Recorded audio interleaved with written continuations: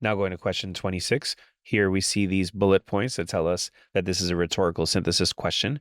And for these, you want to find out what you should be looking for. If multiple answers fit that description, use the bullet points to differentiate between those answers. So what are we looking for here? The student wants to present the significance of this act to an audience unfamiliar with the history of U.S. immigration.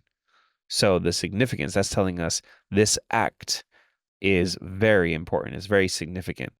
And we need a little synopsis of the history of U.S. immigration because this audience is supposed to be unfamiliar with that. So let's look through the answer choices now.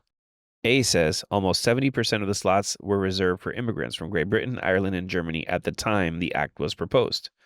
This really assumes that you kind of had some background knowledge because they're saying, yeah, at the time this was proposed, this is what was happening.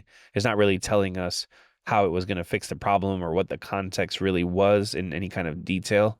So this is so incomplete. It's definitely not something that would be presented to people who are unfamiliar with the history that makes this an important thing.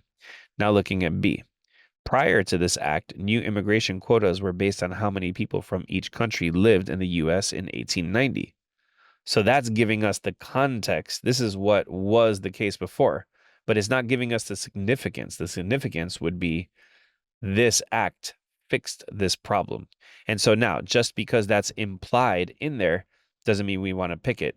It really needs to be specifically mentioned in there. Now going to C. The quota system in place in the early 1960s was abolished by this act. This is perfect. It's giving us the context. There was a quota system in place.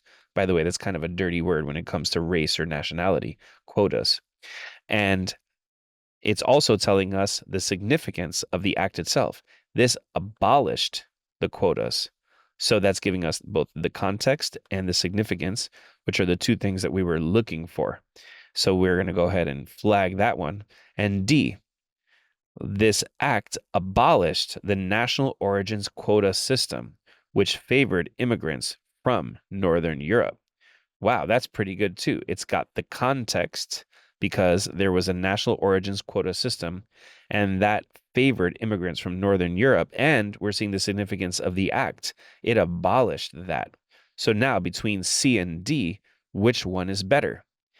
Now that I see what a great answer choice D is, it's kind of easy to get rid of C because C generally talks about a quota system.